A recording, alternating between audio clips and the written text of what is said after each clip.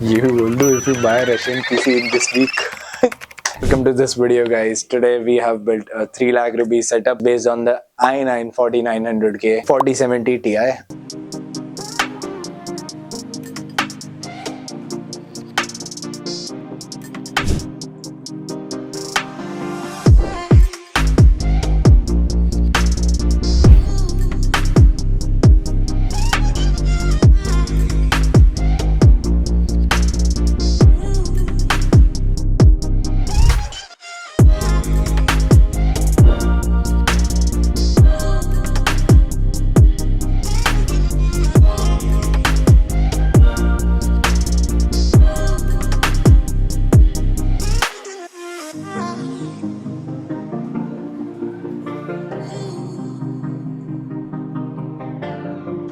If you are buying this PC from SMC तो तुम्हें 4070 Ti Super के साथ ये PC इस प्राइसिंग में मिलने वाला है, तो that is a really good offer. Also अपने ऑफर चल रहे हैं, तुम्हें मिल रहा है डेथ एडर एसेंशियल फ्री अपने PC बिल्ड के साथ if you build on certain budgets. वो तुम चेक कर लेना, डिस्क्रिप्शन में सारे details will pin it down. और तुम्हें ऑफर PCs पे स्पेक्टेकुलर प्राइजेस मिल रहे हैं, तो ऑफर PCs पे you are gonna be getting really good prices for the performance, जो कि मार्केट में सेगमेंट लीडिंग है। तो let's get started with this video. Processor की बात करें तो प्रोसेसर हमने चूज किया है i9 4900K।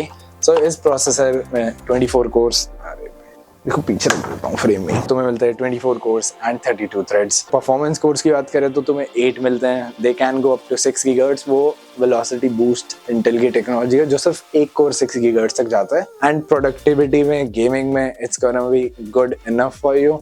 तुम्हें चाहे 4K एडिटिंग करनी है, इस पे 3D VFX रेंडरिंग, और you want to do gaming at 4K, सारे टास्क के तुम्हें आराम से हैंडल करा देगा। 3 जन के लीक्स आ रहे हैं बट बहुत टाइम है अभी। अगर हम TDP की बात करें, अप टू 320 वॉट्स कंज्यूम कर लेता है स्ट्रेस टेस्ट में। हीटिंग की बात करें तो इसमें अच्छा कूलर तुम्हें लगाना पड़ेगा, क्योंकि बहुत वॉटेज एंड हीट होता है। 13 जन के कंपैरिजन में भी ज्यादा ही हीट प्रोड्यूस करता है। Now moving on to the next component, Z790 gaming pro WiFi motherboard है MSI की तरफ से। It is DDR5 motherboard, so DDR5 RAM supported है। इसमें हमने यूज करी है G-Skill की Trident Z5 which is clocked at 6000 MHz, 32 की 26 यूज करी है, that comes to a total of 64 GB। Gaming या productivity 64 GB is gonna be good enough। Flagship RAM है 10C CL36 मिलता है which is standard for DDR5। अगर तुम जा रहे हो तो CL36 you should be opting for। इसमें 10 years की वारंटी मिलती है तुम्हें ऑफिशियल, एंड इसकी RGB तुम मदरबोर्ड के सॉफ्टवेयर से ही कंट्रोल कर सकते हो। कॉर्सर की MP600 Pro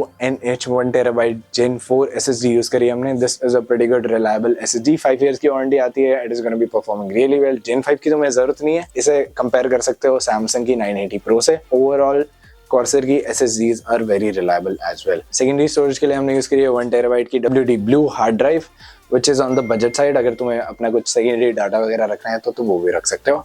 अब हम बात करें ग्राफिक कार्ड की। इस बिल्ड में ग्राफिक कार्ड हमने यूज किया है RTX 4070 Ti gaming X Slim variant. 1440p पे भी तुम्हें बहुत अच्छी परफॉर्मेंस देता है। 12 GB की VRAM है इसमें, ऑल्दो 4070 Ti सुपर में 16 GB तुम्हें मिलने वाली है if you shop with us right now, but 12 GB for most tasks. अगर तुम Adobe क्रिएटिव क्लाउड यूज कर रहे हो, अगर तुम्हें गेमिंग करनी है तो 12 GB in today's world is pretty good enough.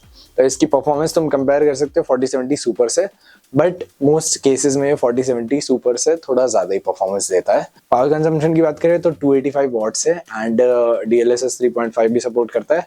Mostly AAA titles में 1440p पे तुम्हें कोई दिक्कत नहीं आने वाली, एंड 4K पे भी तुम गेमिंग कर सकते हो। बाकी हम बेंचमार्क्स 4070 Ti सुपर के डाल देंगे इस वीडियो में, because that's a latest offering which will provide you. So 4070 Ti super के benchmarks will mention right now.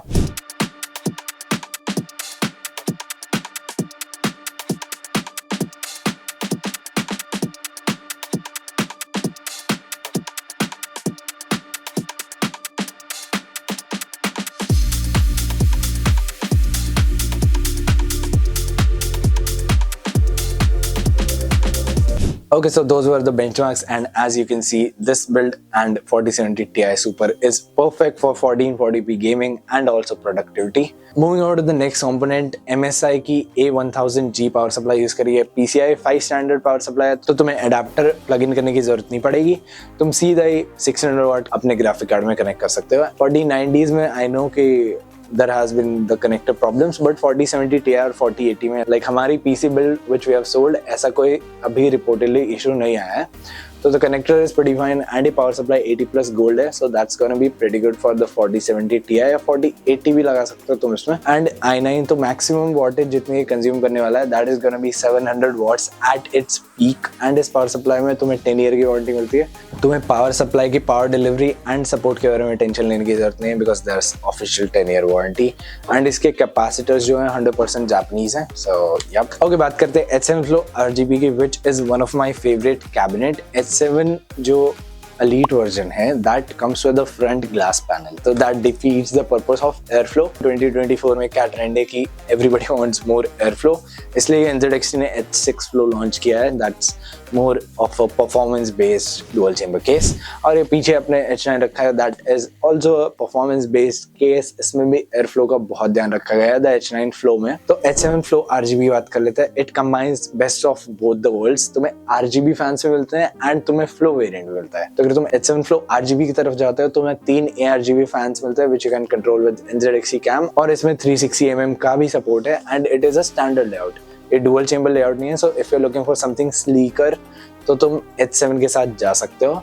अगर हम बात करें इसके एस्थेटिक्स की तो नॉर्मल NZXT वाले एस्थेटिक्स है. Front angle look will show you the B rolls. This is a really good case for airflow. और इसके फ्रंट पैनल की बात करें तो तुम्हें USB-C एंड USB-A पोर्ट्स मिलते हैं. Also audio mic and headphone jack साथ में है. जो कंटेंट क्रिएटर्स होते हैं they need the headphone jack and mic jack अलग से, but it has been a standard in the industry. अभी हर कैबिनेट ही एक ही जैक दे रहा है, headphone jack which is combined. Power button that is power button और रीसेट स्विच उसी में है, that is one single button. And white variant use किया है इसका, so the aesthetics of this build are looking pretty good. अगर हम बात करें इसके कूलर की, because we are using the i9 4900K, हमने यूज किया है cooler which is the Kraken 360 RGB. So this is not the flagship variant जो NZXT का है, but it is kind of लगा लो कि मिड रेंज. अगर तुम्हें बहुत ज्यादा स्पेंड नहीं करना है कूलर पे तो तुम इस वेरिएंट के साथ जा सकते हो. इसकी परफॉर्मेंस बहुत सिमिलर है as compared to the elite version, तो तुम्हें टेम्परेचर्स और कूलिंग परफॉर्मेंस में बहुत सिमिलर रिजल्ट्स मिलने वाले हैं. As in comparison of the cost ये 10,000 सस्ता है एलीट वर्जन से, so you are saving quite a bit of money right there. तो this cooler also comes with a 1.54 inch LCD display. उसमें स्क्वायर डिस्प्ले है, एलीट वर्जन में it's a circular display, तो इसमें तुम्हें थोड़े एजेस दिखने वाले हैं, but still it's a pretty good display. 30 hertz का डिस्प्ले है. NZXT ने एक अपडेट दिया है इस कूलर के साथ जिससे तुम इस पर video, GIFs and multiple features जो एलीट वर्जन में थे तुम इसमें भी लगा सकते हो. तो that is a pretty good firmware update. पहले तुम नहीं कर सकते थे. And this is 30 hertz and इसकी स्क्रीन ब्राइटनेस एलीट वर्जन से थोड़ी सी कम है, but anyways dark like non lit rooms में गेमर्स खेलते हैं usually, the lights are turned off and stuff, तो the display is pretty good to read infographics. अभी जो पीछे हमारे केस में लगा हुआ है वही लगा है, एंड तुम infographic CPU temperature, GPU temperature या लिक्विड का टेम्परेचर या तुम कुछ कस्टम लगाना चाहो तो वो भी लगा सकते हो. आराम से रीडेबल है, so that's not gonna be an issue.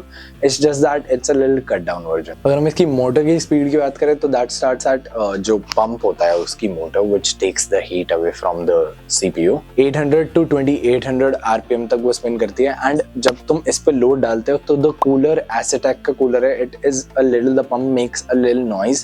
ऐसा नहीं है कि ये पूरा ही साइलेंट है, I would not say that, but सारे एसेटेक के कूलर्स ही ऐसे ही हैं. लाइक अगर तुम स्ट्रेस डालोगे AIO पे तो there would be a little bit of a noise. अगर तुम्हारा ग्लास पैनल ऑन है तो तुम्हें वो साउंड ज्यादा नहीं करने वाला है. डेसिबल में वो लो ही है, but it does make a little sound. 2800 RPM तक जाता है, plus minus 300 RPM. So performance के मामले में तुम्हें कोई कॉम्प्रोमाइज नहीं मिलने वाला है. i9 को भी 84-85 डिग्रीज तक ही जाने देता है जब हमने CPU स्ट्रेस टेस्ट किया Cinebench में. अगर हम बात करें इसके फैंस की, जो F120 कोर RGB फैंस है वो 78 CFM का फ्लो देते हैं तुम्हें, एंड 500 से लेके 1800 RPM तक वो स्पेंड करते हैं. So the cooler is pretty good overall. तुम इस पे 1750X लगाओ चाहे 4900K, it's gonna be performing pretty well. Okay, अब हम मॉनिटर की बात कर लेते हैं क्योंकि this was a full setup, and the monitor is the Samsung G7 Odyssey G7 जो कि एक 4K 144 हर्ट्ज मॉनिटर है. तो अगर तुम ऐसी पीसी ले रहे हो, if you are investing in the 4070 Ti super और 4080 सुपर, तो तुम्हें जाना चाहिए ऐसे मॉनिटर्स के साथ. 1440p is the minimum resolution, वरना तुम अपनी पीसी का पावर वेस्ट कर रहे हो. तो इस मॉनिटर में आता है IPS panel 4K 144 hertz which is pretty good according to the cost. 43,000 के अराउंड इसकी कॉस्टिंग है। ऑल्सो इस मॉनिटर में G-Sync है which is compatible with NVIDIA's GPU। तो that was it for this PC build. अगर तुम्हें ऐसा PC बिल्ड चाहिए तो यू कैन विजिट smcinternational.in। और अगर तुम्हें चाहिए कि हम आपकी हेल्प करें PC बिल्ड करने में, you don't have idea of the specs या तुम्हें किस बजट में चाहिए, तुम्हें क्या लेना चाहिए तुम्हारे वर्क फ्लो के हिसाब से, तो you can contact us on these numbers flashing right now on the screen. Our sales team will help you out. They will tell you the technical terms and specs recommended for your workflow. बाकी तुम website पे भी थोड़ा surfing कर सकते हैं and you can download some codes and send us कि तुम्हें ऐसा PC चाहिए। और if you have some specific needs कि मुझे custom PC बनवाना है and I want it like liquid cooled PC या इंटेल बेस्ड या AMD बेस्ड, तो वो रिक्वायरमेंट्स भी तुम ला सकते हो। That was it for the video guys. Make sure you like and comment your opinion, how did you like the PC, and thanks for watching in.